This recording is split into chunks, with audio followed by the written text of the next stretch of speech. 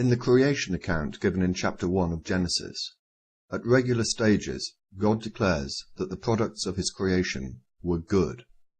In particular, in Genesis 1:4, 1:10, 1:12, 1:18, and 1:21. Finally, when his work was complete, he states in Genesis 1:31 that all was very good. Really? Well, in this video I want to take issue with him over that statement. In my view, God's creation was far from very good. It had several critical design flaws that an omnipotent, omniscient, and omnipresent entity would not, in my view, have ever made. You may consider that it is somewhat presumptuous of me to make such a bold statement, but not only do I think I can prove it, I believe that God knew it himself. We don't have to go much further into Genesis before things start going wrong. Genesis 2:17 reads as follows: But of the tree of knowledge of good and evil thou shalt not eat of it, for in the day that thou eatest of it thou shalt surely die.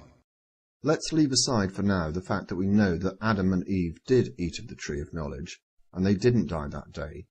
My first problem is this: what was the tree doing there in the first place? Why did he put it there? Why did he put fruit on it? At the beginning of chapter 3 of Genesis, we see another chronic mistake made by God. He'd created a walking, talking serpent, one which spoke a language Eve was able to understand, and one which seemed hell-bent on messing things up.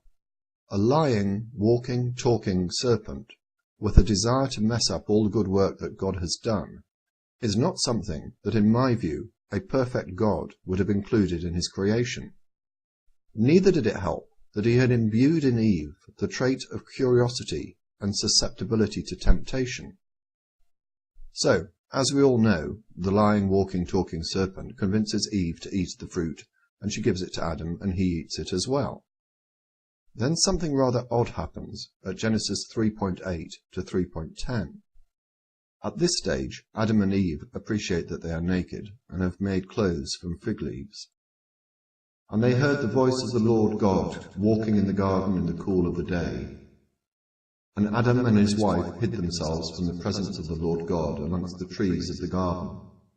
And the Lord God called unto Adam, and said unto him, Where art thou? And he said, I heard thy voice in the garden, and I was afraid, because I was naked, and I hid myself.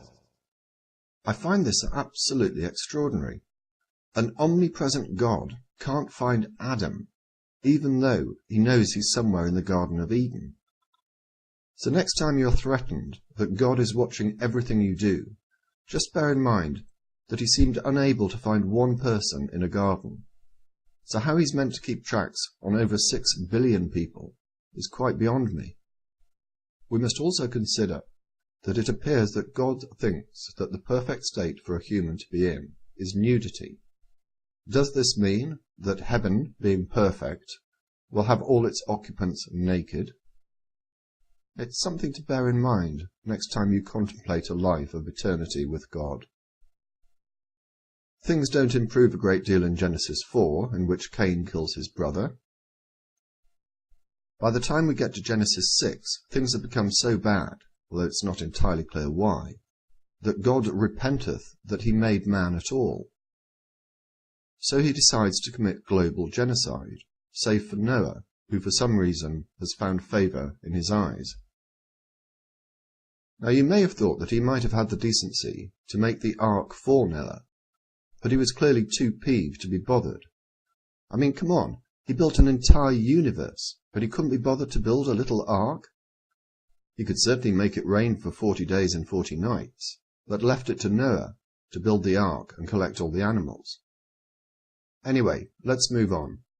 After a year or so, when everything had been killed off, Noah was free to leave the ark, and as stated in Genesis 9:13, God appears to have regretted his actions in committing genocide, and, as a covenant with Noah never to do it again, gave us a rainbow in recompense. A small token, you might think, for someone who'd committed global genocide. and whether Noah was in fact the best choice God could have made to save is questionable, as one of the first things that Noah did was to plant a vineyard and get drunk. See Genesis 9:21. On to Genesis 19. Again, God's master plan has gone terribly wrong, this time in Sodom and Gomorrah, which God blasts away with fire and brimstone. He has the decency to save Lot, although even God can't stop himself turning Lot's wife into a pillar of salt for the crime of looking back at the cities as they were being destroyed.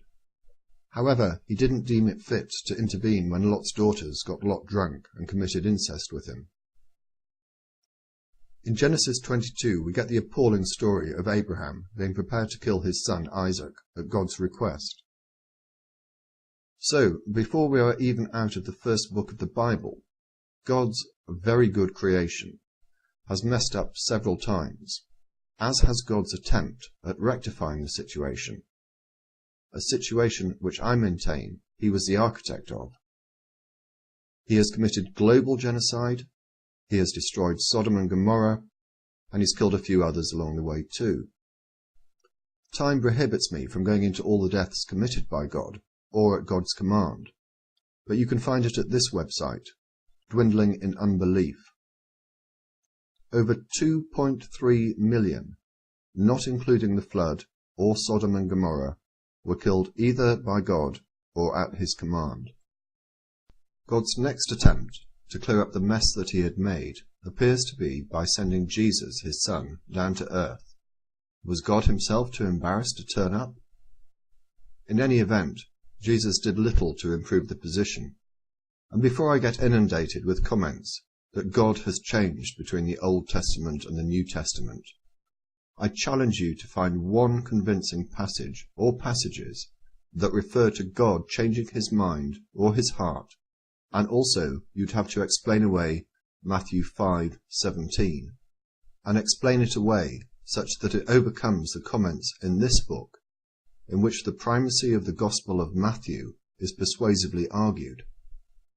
Finally, you would imagine that if God could get one thing right, it would be the creation of angels. But apparently not. He even messed up there when he created Lucifer. It really is a shabby record for an almighty and perfect being. There are other matters that make me think that God's perfect creation was far from perfect. Firstly, if he created the universe, what a shocking waste of space! The universe is billions of light years in diameter. He made all of that just to allow us to live on a small part of the crust of an average planet. Then, of course, we could mention illness, disease, famine, tsunamis, volcanoes, hurricanes, tornadoes, fires, cancer. The list goes on and on.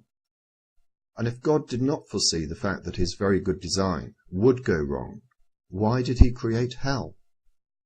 And yet, despite all of this, despite all of God's utter incompetence, his vindictiveness, his bloodthirsty nature, his unforgivingness, his anger, his capriciousness, every day, throughout the world, millions will clasp their hands together, kneel and pray to an entity that they consider is perfect, loving, and caring.